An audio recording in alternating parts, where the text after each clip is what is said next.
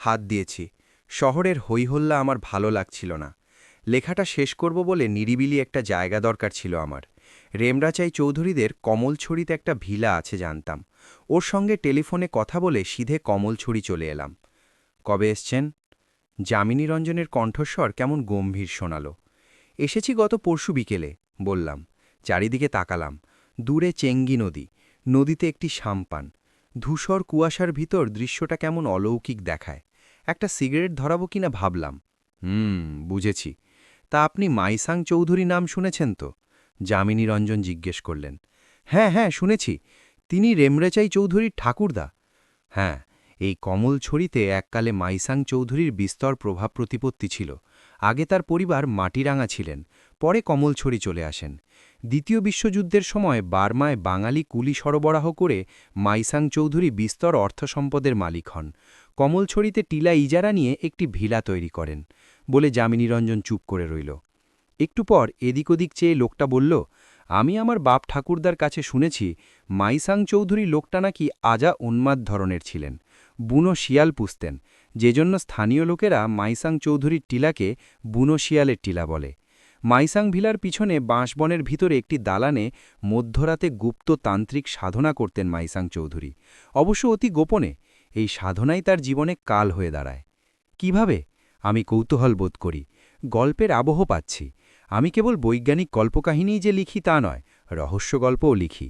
বলছি, যামিনী রঞ্জন বলল। ধীরে ধীরে চারধারে রোদ ফুটে উঠছিল। চেঙ্গি নদীর পাড়ের গাছপালায় কাকপাখিরা ডাকছিল। নদীতে একটা সাম্পানে একজন কিশোর দাঁড়িয়ে লগি ঠেলছিল। আমার একবার মাঝঝাং বিহারে যাওয়ার ইচ্ছে ছিল। বুদ্ধমূর্তির সামনে লাল রঙের চিবর পড়া বৃদ্ধ ভিক্ষুর ধ্যানরত গভীর প্রশান্তময় দৃশ্যটা আমাকে টানছিল। যামিনী রঞ্জন বলল, ব্রিটিশ আমলের কথা। আমি আমার বাপ ঠাকুরদার কাছে শুনেছি আরাকানের নোহংনগর থেকে থিরিথুদ্ধাম্মা নামে এক আরাকানি বৌদ্ধ তান্ত্রিক কী কারণে কমলছড়ি পালিয়ে এসেছিল। থিরিথুদ্ধাম্মার সঙ্গে ছিল অমঙ্গলী নামে এক অত্যন্ত রূপবতী এক যুবতী। অমঙ্গলী ছিল থিরিথুদ্ধাম্মার সাধন সঙ্গিনী। থিরিথুদ্ধাম্মা তান্ত্রিক বৌদ্ধ শুনে মাইসাং চৌধুরী তাকে মাইসাং ভিলায় আশ্রয় দেন। মাইসাং চৌধুরীর বয়স তখন প্রায় ৭০। এসব কথা আমি আমার বাপ ঠাকুরদার কাছে শুনেছি, সত্যি মিথ্যে বলতে পারব না। বলে যামিনী রঞ্জন চুপ করে রইল। তারপর আমি ততক্ষণে গল্পের মধ্যে ঢুকে গেছি, কিছুটা আঁচও করতে পারছি। দীর্ঘদিন গল্প লিখলে এ ধরনের ক্ষমতা জন্মায়। তারপর মানে আর কি, মাইসাং চৌধুরী নাকি উদ্ভিন্ন যৌবনা অমঙ্গলীর প্রতি আসক্ত হয়ে পড়েছিলেন। ওই বয়সে মানে বুঝতেই পারছেন, পথের কাঁটা দূর করতে মাইসাং চৌধুরী পরিকল্পনা আঁটতে থাকেন। কথাটা শুনে আমার ভ্রু কুঁচকে যায়। এটাই তাহলে গল্পের ক্লাইম্যাক্স? বেশ কমন প্লট। যামিনী রঞ্জন বলল, যামিনী রঞ্জন নামে মাইসাং চৌধুরীর এক পোশাক গুপ্ত ঘাতক ছিল। যামিনী রঞ্জন? আমি খানিকটা অবাক হয়ে বললাম, হ্যাঁ যামিনী রঞ্জন। বলে লোকটা মাথা নাড়ল। আপনার আপনার নামও তো যামিনী রঞ্জন। বলে লোকটার আঙুলের প্রবালের দিকে তাকালাম। যামিনী রঞ্জন হাসল। আহা, জগতে কত লোকের নামই তো যামিনী রঞ্জন। শোনেন না, তারপর কি হলো? কার্তিক মাসের এক শীতের রাত। যামিনী রঞ্জন ধারালো বার্মিজ কিরিচ দিয়ে খুঁচিয়ে খুঁচিয়ে ঘুমন্ত থিরিথুদ্ধম্মার ধর থেকে মাথা আলাদা করে ফেলে। তারপর বিভৎস মৃতদেহটা মাইসাং ভিলার পিছনে বাঁশবনে ফেলে রাখে। পাহাড়ি শিয়ালরা তার ক্ষতবিক্ষত শরীর ছিঁড়ে ছিঁড়ে খায়। বলতে বলতে কেমন ফুঁসে ওঠে লোকটা, মুখ চোখ কেমন কুঁচকে গেছে। আমি চমকে উঠলাম। আপনি আপনি এসব জানলেন কি করে? যামিনী রঞ্জন কিছুটা বিরক্ত হয়ে বলল, আহা, তখন আমি বললাম কি? বললাম না আমি এসব বাপ ঠাকুরদার মুখে শুনেছি, সত্যি মিথ্যে জানি না। আমি চুপ করে থাকি। ক্লাইম্যাক্সটা হঠাৎ করেই বিভৎস রূপ নেয়াতে অস্বস্তি বোধ করতে থাকি। যামিনী রঞ্জন বলল, কার্তিক মাসের ৭ তারিখ রাতে যামিনী রঞ্জন থিরিথুদ্ধম্মাকে খুন করে। ওদিকে কি হলো শুনুন।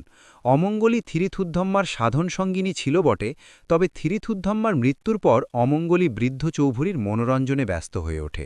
কিন্তু কি এক অজ্ঞাত কারণে থিরিথুদ্ধম্মার মৃত্যুর ১ বছর পরই ওই কার্তিক মাসেরই ৭ তারিখ রাতে ধারালো বার্মিজ কিরিচ দিয়ে হাতের শিরা কেটে অমঙ্গলী আত্মহত্যা করে।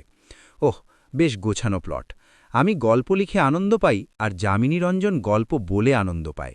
এ ধরনের কল্পনাপ্রবণ মানুষ আমি এর আগেও ঢের দেখেছি। যামিনী রঞ্জন বলে চলেছে, অমঙ্গলীর আত্মহত্যার পর মাইসাং চৌধুরী নাকি উন্মাদ হয়ে উঠেছিলেন। মাইসাং ভিলার পিছনে বাঁশবনে আনারস খেতে মূল্যবান রত্নপাথর ছড়াতেন। পাহাড়ি শিয়ালের ডাক শুনলে দোতলার বারান্দায় দাঁড়িয়ে বন্দুক দিয়ে গুলি ছোড়তেন। অমঙ্গলীর আত্মহত্যার ঠিক ১ বছর পর কার্তিক মাসের ৭ তারিখ রাতে একটি ছায়ামূর্তি ঘুমন্ত মাইসাং চৌধুরীর বুকে বার্মিজ কিরিচ ঢুকিয়ে খুন করে। বলে চুপ করে রইল। আমি চেঙ্গি নদীর জলের শব্দ শুনছি। দীর্ঘশ্বাস ফেলব কিনা ভাবছি। একটু পর নীরবতা ভেঙে যামিনীরঞ্জন বলল, মাইসাং চৌধুরী, থিরিথুদ্ধম্মা আর অমঙ্গলী, এরা ৩ জন আজও কার্তিক মাসের ৭ তারিখ রাতে মাইসাং ভিলায় ফিরে আসে। কথাটা শুনে আমি চমকে উঠলাম না, কারণ এই কথাটা বিশ্বাসযোগ্য না। মৃত ব্যক্তির ফিরে আসা ভৌতিক কাহিনীর একটা খুবই কমন প্লট, যা ২১ শতকের লেখকরা এড়িয়েই যান। তবে ক্যামেরার কাজ ভালো হলে এ ধরনের হরর ফিল্ম বেশ উপভোজ্যই হয়। যামিনীরঞ্জন উঠে দাঁড়াল, গায়ে ভালো করে চাদর জড়িয়ে বলল, আজ কার্তিক মাসের ৭ তারিখ। আজ মধ্যরাতে মাইসাং চৌধুরী, থিরিথুদ্ধম্মা আর অমঙ্গলী মাইসাং ভিলায় জাগ্রত হবে। আপনি আজই এখান থেকে চলে যান, না হলে বিপদে পড়বেন। বলে লোকটা ঘুরে দাঁড়িয়ে হাঁটতে লাগলেন। একটু পর কুয়াশায় মিলিয়ে গেল। আমি পাথরে বসে থাকি। মনের মধ্যে ক্ষীণ অস্বস্তি পাক খাচ্ছে। মাঝঝাং বিহারে যাওয়ার ইচ্ছে ছিল। মনটা দূষিত হয়ে যাওয়ায় আজ আর মাঝঝাং বিহারে যাব না ঠিক করলাম। মনের মধ্যে অস্থিরতা নিয়ে মাইসাং ভিলায় ফিরে এলাম। বাথরুম থেকে ফিরে একটা সিগারেট ধরালাম। তারপর দোতলার বারান্দায় বসলাম। ৮টার মতন বাজে। কার্তিক সকালের টলটলে রোদ, বাতাসে সূর্যমুখী ফুলের গন্ধ। ইয়ং চা নিয়ে এলো। তাকে কেমন গম্ভীর দেখালো। তার হলদে মুখটি কেমন ফ্যাকাশে দেখাচ্ছিল। কি যেন বলতে চায়। ইয়ং কি আজকের গল্পটা জানে? ইয়ং কতদিন ধরে মাইসাং ভিলায় আছে? সকালবেলাটা লিখে কাটল। মহাকাশের দূরতম এক সৌরজগতে এক গ্রহে পৃথিবীর নভোচারীরা অবতরণ করেছে। এদের মধ্যে বাঙালি নভোচারী সায়েম হকও আছে। গ্রহটির একটি ডিজিটাল নাম দিয়েছি, XTX3। এই অবধি লিখেছি। কাহিনীতে এখনও ক্লাইম্যাক্স আনতে পারছি না। ক্লাইম্যাক্স ছাড়া গল্প জমবে না। লিখতে লিখতে ইয়ংয়ের গল্পটা কখন ভুলে গেছি।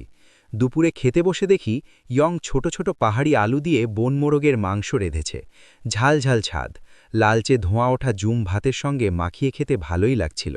বুনো জলপাইয়ের আচার ভাতের রুচি আরও বাড়িয়ে দিয়েছিল। লেখায় বিষম ঘোর লেগে গেছিল। লিখে লিখেই দুপুর আর বিকেলটা কেটে গেল। সন্ধ্যের ঠিক আগে আগে আজকের মতো লেখা শেষ করলাম। নিচের বাগানের সূর্যমুখীর ঝাড় খুব টানছিল। ভাবছি নিচে নেমে একবার বাগানে যাব কিনা। ঠিক তখনই চা নিয়ে এলো ইয়ং। একটা সিগারেট ধরালাম। ইয়ং কি এক বুনো পাতা মিশিয়েছে চায়, লেবু লেবু স্বাদ। অদ্ভুত, দুধ চায় কেমন লেবু লেবু স্বাদ। বেশ লাগছিল কিন্তু চুমুক দিতে। দুধটাও টকে যায়নি। সন্ধ্যের পর টলটলে পূর্ণিমার আলো ছড়িয়ে পড়ল। বেশ কুয়াশা ছড়িয়েছে। আমি সাধারণত রাতের বেলা লিখি না। তাছাড়া মাইসাং ভিলাতে ইলেকট্রিসিটিও নেই। বারান্দায় শীত করছিল। ঘরে এসে গায়ে চাদর জড়িয়ে একটা ইজি চেয়ারে বসেছি। ইয়ং কুপি জ্বালিয়ে এনে টেবিলের ওপর রাখল। সন্ধ্যের পর মশা তাড়ানোর জন্য ধূপও জ্বালায়। এদিকটায় মশার ভীষণ উৎপাত। দক্ষিণ এশিয়ায় ডেঙ্গুর প্রকোপ বাড়ছে। অবশ্য ঢাকা থেকে প্রয়োজনীয় ঔষধপত্র সবই এনেছি। ধূপের মালসাটি বিছানার কোণে রেখে ইয়ং এসে আমার সামনে দাঁড়াল। কি যেন বলতে চায় মনে হলো। আমি জিজ্ঞেস করলাম, তুমি কিছু বলবে? ইয়ং চুপ করে মাথা নিচু করে রইল। তারপর বলল, আপনি এইখান থেকে চলে যান বাবু। চলে যাব? কেন? আমি অবাক। ইয়ং ইতস্তত করে। তারপর বলল, আপনি এইখান থেকে এক্ষুনি চলে যান বাবু। কি বলছো তুমি? মৃদু ধমক দিলাম লোকটাকে। আমার ভীষণ অস্বস্তি হচ্ছিল। ধমক খেয়েও লোকটা ভরকে গেল না, বরং বলল, নাইলে বিপদে পড়িবেন। আমি ইয়ংয়ের ওপর বিরক্ত হলাম। কি কারণে চলে যাব সেটাই তো বলছে না। ও স্থানীয় কুসংস্কারগ্রস্ত মানুষ। ওর কথায় আমি যাব কেন? আমার কেমন জেদ চেপে যায়। আজ ভোরে যামিনীরঞ্জন বলল, আজ কার্তিক মাসের ৭ তারিখ। আজ মধ্যরাতে মাইসাং ভিলায় মাইসাং চৌধুরী, থিরিথুদ্ধাম্মা আর অমঙ্গলী জাগ্রত হবে। আপনি ভিলা থেকে চলে যান। আশ্চর্য, ইয়ঙ্গও আমাকে চলে যেতে বলছে। ভাবলাম এদের কথায় এখন ব্যাগ গুছিয়ে ফিয়াট পালিয়সটা চালিয়ে সিধে কমলছড়ি থেকে ঢাকায় চলে গেলে ব্যাপারটা হাস্যকর দেখাবে না? ভোরে উঠে হাঁটাহাঁটি করি বলে আমি সাধারণত রাত 10টার মধ্যে খেয়ে দিয়ে শুয়ে পড়ি। তার আগে বিছানায় শুয়ে লেখাটা একবার চোখ বোলাই। মাথার কাছে টেবিলের ওপর কুপি জ্বলছিল। ম্লান আলোয় পড়ছি। হাতে একটা বল পয়েন্ট পেন। নতুন আইডিয়া এলে লিখে রাখি। এলোমেলোভাবে লিখছি, XTX3 গ্রহের অন্য একটি অঞ্চলে অপেক্ষাকৃত উন্নত সভ্যতার আরেকটি নভোচারীর অবতরণ করবে। লৌহযুগে। ওদেরও স্মৃতি থাকবে XTX3বাসীর মনে। লিখিত ভাষার আবিষ্কার পর তারা স্মৃতিকথা লিখে রাখবে। পরবর্তীতে XTX3 গ্রহে উন্নত সভ্যতার বিকাশ হয়। আমাদের স্মৃতিকথাই একমাত্র সত্য, এই দাবিতে XTX3বাসী দুটি দলে বিভক্ত হয়ে যাবে। লেখাটায় টেকনিক্যাল তেমন কিছু নেই। মহাকাশের দূরতম এক সৌরজগতের একটি গ্রহে ঘটনা ঘটছে বলেই বৈজ্ঞানিক কল্পকাহিনী। XTX3 গ্রহের সভ্যতার অগ্রগতি, সামাজিক প্রতিষ্ঠানের বিবর্তন, বিস্ময়কর বৈজ্ঞানিক উন্নতি, আণবিক শক্তির আবিষ্কার, স্মৃতিকথা নিয়ে বিভেদ। দরজার কাছে খুট করে শব্দ হলো। মুখ তুলে তাকালাম। ঘরের মধ্যে 3টে আবছা ছায়ামূর্তি আমার দিকে দাঁড়িয়ে আছে। আমি ধর্মড় করে বিছানায় উঠে বসলাম। এর আগে এদের কখনো দেখিনি, তা সত্ত্বেও মাইসাং চৌধুরী, থিরিথুদ্ধাম্মা আর অমঙ্গলীকে চিনতে ভুল করলাম না। আমি জানি ওরা মিথ্যে, ছায়া, মরীচিকা, ইয়ংয়ের গল্প থেকে উঠে এসেছে। এই মুহূর্তে আমার হ্যালুসিনেশন হচ্ছে। কে যেন মাথার ভিতর থেকে বলল, সোয়েব পালাও, ঘরে গিয়ে গাড়ির চাবি নাও, তারপর নিচে ফিয়াট পালিওসটা, যাও, দেরি করো না, যাও। আমি উঠে দাঁড়ালাম, তারপর দাঁড়িয়েই থাকলাম। মাইসাং চৌধুরী, থিরিথুদ্ধাম্মা আর অমঙ্গলী আমার দিকে এগিয়ে আসতে থাকে। আমি দাঁড়িয়েই থাকলাম। ভীষণ ঘামছি, তৃষ্ণা টের পেলাম। ইয়ংদ বলে আমি চিৎকার করে উঠলাম। আমার গলায় স্বর ফুটল না। আমার ঘুম ভেঙে গেল। ঘরে অন্ধকার, কুপি কখন নিভে গেছে।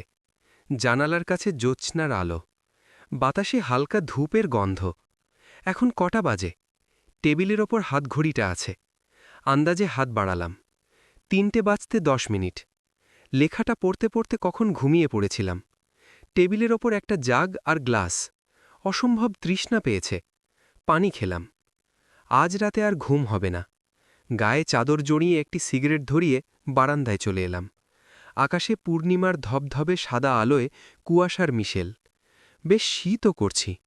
ভিলার পিছনে ঘন বাঁশঝাড়ের দিক থেকে পাহাড়ি শেয়াল ডাক ভেসে এলো। ডাকে শরীরের রক্ত জমে যায়। ভালো করে তাকিয়ে নিচে ইয়ংদোকে দেখলাম। আশ্চর্য, এত রাতে ইয়ংদো ওখানে কি করছে? ইয়ংদোর ঠিক পাশে যামিনী রঞ্জন দাঁড়িয়ে। আমি চমকে উঠলাম। লোকটা ইয়ংদোকে কি যেন বলছিল, কিন্তু ওখানে যামিনী রঞ্জন কেন? কুয়াশায় কি যেন নড়ছিল। ভালো করে চেয়ে দেখি বুনো শেয়ার। একটি দুটি নয়, অজস্র। গুণে শেষ করা যাবে না। আমি সিগারেটে টান দিতে ভুলে গেছি। কুয়াশা ফুঁড়ে 3টি ছায়ামূর্তি বেরিয়ে এলো। আমি চমকে উঠলাম। আমার হাত থেকে সিগারেট খসে পড়ল। এদের আমি এর আগে কখনো দেখিনি, তবে মাইসাং থংজা, থিরিথুধম্মা আর অমঙ্গলীকে চিনতে ভুল হল না। অমঙ্গলী মুখ তুলে ওপরে তাকাল। আমাকে দেখছে? আমি আর ওই দৃশ্য এই মুহূর্তে মায়াছায়া, মিথ্যে মরীচিকা ভাবতে পারলাম না। আমি জানি এবার আমার হ্যালুসিনেশন হচ্ছে না। আমি 3টি প্রেত দেখতে পাচ্ছি, যারা অনেক দিন আগে নিজেদের মধ্যে খুনোখুনি করে মরে গিয়েছিল। ঠিক তখনই আমার মাথার ভেতর থেকে কে যেন বলে উঠল, সোয়েব, পালাও, ঘরে গিয়ে গাড়ির চাবি নাও, তারপর নিচে নেমে যাও, দেরি করো না, যাও। আমি ঘরে চলে এলাম। টেবিলের ওপর গাড়ির চাবি নেই। আমার বুক ধক করে উঠল। কাঠের সিঁড়িতে পায়ের শব্দ। কারা যেন উঠে আসছে। আমার পা আটকে আছে। দরজার ওপাশে বুনো শেয়ালরা ভয়ানক গর্জন। আমার চোখে অন্ধকার ঘনিয়ে এলো। আমার চোখে মুখে গরম লাগছিল টের পেলাম। চোখ খুলে একটা গাছ দেখতে পেলাম। ডালপালায় ফাঁকে সূর্যের আলো। গাছটা কৃষ্ণচূড়া বলে মনে হল। কাকপাখিরা সব ডাকছিল। টের পেলাম মাজিয়াং বিহারের ঠান্ডা চাতালের ওপর শুয়ে আছি। আমি এখানে এলাম কি করে? আমার পাশে লাল রঙের চিবর পরা সেই বৃদ্ধ ভিক্ষু বসে আছেন। বৃদ্ধের পাশে একটি তামার পাত্র, তাতে টলটলে পানি, পানিতে কয়েকটি পদ্ম পাপড়ি। বৃদ্ধ ভিক্ষু আমার চোখে মুখে পানি ছিটিয়ে দিলেন। কি ঠান্ডা সুগন্ধি পানি! হৃদয়ে গভীর প্রশান্তি অনুভব করলাম। ভৌতিক গল্প, বুনো শিয়ালের টিলা। লেখক ইমন জুবায়ের। ম্রাচাই চৌধুরী বলল, আমার ঠাকুরদা মাইসাং চৌধুরী তার বেডরুমে খুন হয়েছিলেন। তুমি কিন্তু মাইসাং ভিলার দোতলার বেডরুমে রাতে থেকো না শোয়েব। তথাস্থু, আমি বললাম। আমি একটা বৈজ্ঞানিক কল্পকাহিনী লেখায় হাত দিয়েছি। সিদ্ধান্ত নিলাম কমলছড়ি চলে যাব। তখনও বুঝিনি যে কি ভয়ঙ্কর এক বিপদের মুখোমুখি হতে চলেছি। বুনো শিয়ালের ডাকে আমার শরীরের রক্ত জমে যাবে। ঢাকা শহরে বড় হইহল্লা। লেখাটা শেষ করার জন্য নিরিবিলি একটা জায়গা চাই। আমার বন্ধু রেমরাচাই চৌধুরীদের কমলছড়িতে একটা ভিলা আছে শুনেছি। ওকে ফোন করলাম। ও অবশ্য এটা ওটা বলে এড়িয়ে যাওয়ার চেষ্টা করল। কমলছড়ির মাইসাং ভিলাটা নাকি ভালো না, অভিশপ্ত। ওদের পরিবারের কেউই নাকি দীর্ঘদিন ধরে কমলছড়ির মাইসাং ভিলায় যায় না। আমি ওর কথায় পাত্তাই দিলাম না। উল্টো ওকে বললাম, অভিশপ্ত হলে তো ভালোই, বেশ একটা লেখার প্লট পেয়ে যাব। আমার কমলছড়ি যাওয়ার ব্যাপারে রেমরাচাই চৌধুরী যেন অনিচ্ছা সত্ত্বেও রাজি হয়েছিল। সিলভার কালারের ফিয়াট প্যালিয়সটা চালিয়ে সিধে কমলছড়ি চলে এলাম। রেমরাচাই চৌধুরী ডিটেলস ঠিকানা বলে দিয়েছিল। জায়গাটা খাগড়াছড়ি সদরের বেশ খানিকটা পূব দিকে। মাঝখানে পাথম ভর্তি খরস্রোতা একটি পাহাড়ি নদী। সে নদীর নাম চেঙ্গি। সে পাহাড়ি নদীর নির্জন তীর ঘেঁষে বাঁশবনে ঘেরা বেশ উঁচু একটি টিলায় পিচ রাস্তার পাকদণ্ডির পথ ঘুরে ঘুরে উঠে গেছে। দুপাশে দীর্ঘ ইউক্যালিপটাস গাছ। ফিয়াটটা নিয়ে ওপরে ওঠার সময় ইঞ্জিনের শব্দে শিশির ভেজা পাতার ওপর দিয়ে একটি খরগোশ কি দুটি কাঠবিড়ালি সুরুত সুরুত এদিক ওদিক পালিয়ে যাচ্ছিল। টিলার ওপরে অনেকটা হলদে সূর্যমুখীর বাগান। একপাশে পেঁপে, লিচু, সপেদা আর পাহাড়ি কলার বোঝা ছাড়াও মালটা, কমলা, আগর আর কফি গাছও চোখে পড়ল। টিলা থেকে ঢালু হয়ে নেমে যাওয়া ঢালে আনারসের ক্ষেত। ভিলার পিছনে ঘন বাঁশঝাড়। তার ভিতর দিয়ে একটা সরু পথ। ঝোপঝাড়ে ঢাকা একটা পাকা দালানের মতন কাঠামো চোখে পড়ল। জিনিসটা যে কি তা ঠিক বোঝা গেল না, তবে বুনো শিয়াল দেখলাম। একসঙ্গে বেশ কটা বন্য শৃগাল দেখে অস্বস্তিই লাগল। আরাকানি স্টাইলের বার্মা টিকের কালো রঙের কাঠের দোতলা বাড়িটি মাইসাং ভিলা। একতলায় বিশাল বারান্দা, কাঠের মেঝে, বিশাল বৈঠকখানা। আসলে ভিলাটির একতলা আর দোতলায় রুমগুলি বেশ বড় বড়, বেশ আলো বাতাস খেলে। সবচেয়ে বড় কথা হল ভিলাটি ভারী নির্জন, লেখালেখির জন্য ভারী উপযুক্ত। একতলার বৈঠকখানার দেওয়ালে আভিজাত্যের প্রতীক হিসাবে বুঝছে পুরনো আমলের একটি গাঁদা বন্দুক, একটি বুনো শিয়ালের স্টাফ করা মাথা আর 12 ইঞ্চি একটি বার্মিজ কিরিচ। দেওয়ালের অন্য পাশে একজন বৃদ্ধের রঙিন একটি তৈলচিত্র টাঙানো। ইনি সম্ভবত রেমরাচাই চৌধুরীর ঠাকুরদা মাইসাং চৌধুরী। কিছুটা মঙ্গলয়ের চেহারার বেশ সৌম্যদর্শন বৃদ্ধ। পরনে শেরওয়ানি, মাথায় পাগড়ি, কোমরে তরবারি ঝুলছে। কমলছড়িতে এককালে নাকি রেমরাচাই চৌধুরীর পরিবারের বেশ প্রভাব প্রতিপত্তি ছিল। মাইসাং চৌধুরী পরিবারের কর্তা। আরাকানে রত্নপাথরের ব্যবসা ছিল রেমরাচাই চৌধুরীর।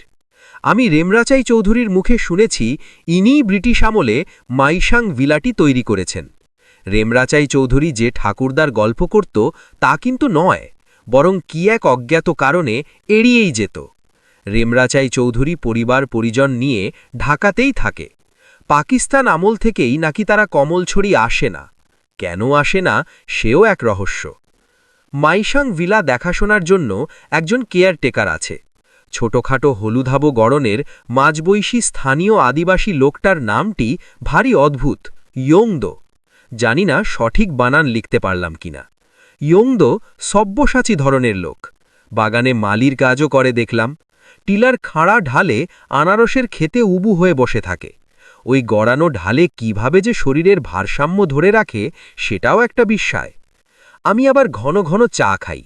টি ব্যাগ আর গুঁড়ো দুধের কৌটো সঙ্গেই এনেছি। চিনি আনতে ভুলে গেছি। ইয়োংদোকে বাজার করার জন্য টাকা দিয়েছি।